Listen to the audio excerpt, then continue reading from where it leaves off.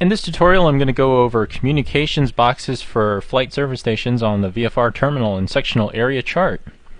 As the name implies, it's a box with a blue border around it, and the heavy line indicates flight service stations. So the normal frequencies are 121.5, 122.2 VHF, and 243.0 and 255.4 UHF.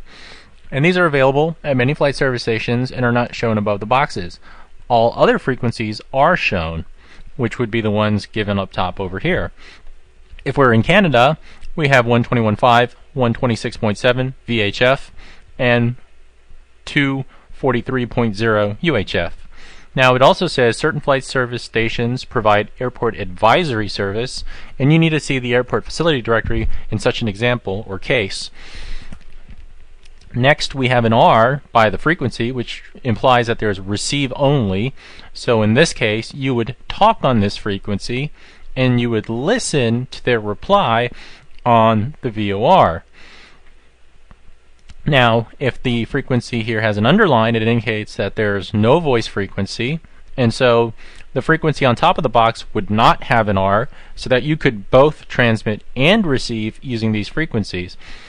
If it's crossed out with hashes, it means that the status is shut down, and that might return back to active status the next 56 days when they come out with a new chart. If the hours of operation are less than continuous or on request, we'll have a little star by the frequency. And I do not believe, but correct me if I'm wrong, that there is any established hours of operation. It will vary from station to station. I know Lockheed Martin Flight Services in the Washington, D.C. area works on a 24-hour basis. And next we have a blue circular box on the upper right-hand corner. And what that does is tell us if there's AWOS, which stands for Automated Weather Observing System, which would be the AWOS, or ASOS, which is Automated Surface Observing System. We've got HIWAS, which is Hazardous In-Flight Weather Advisory Service, and TWEB, which is Transcribed Weather Broadcasting.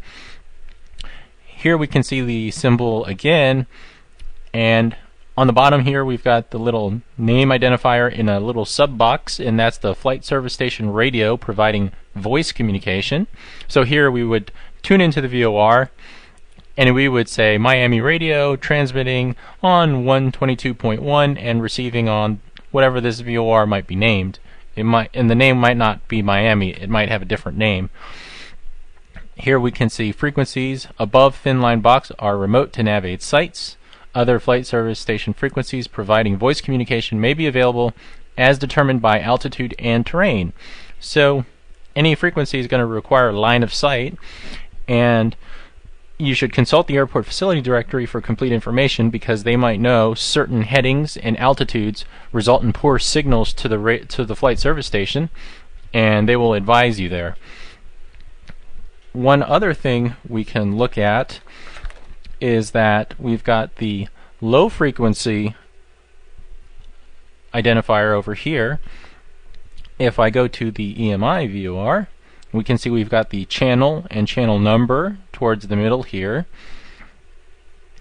We've got, of course, the frequency, the name of the station, which is the Westminster VOR, and they're going to receive on 122.1, and the name of the flight service station is Leesburg. So you could say Leesburg Radio, Cessna 123 is transmitting on 122.1 and listening on the Westminster VOR. We've got the Morse code identifier over here, and the name of the VOR next to the identifier. And if the flight service station, in this case Leesburg, would have special hours of operation, there might be a little note on the bottom in blue letters which would say flight service station operations between 0600 to 2200 Zulu, and then there might be an operational note which would say during non-standard hours of operation, see another flight service station. So that's really all there is to it.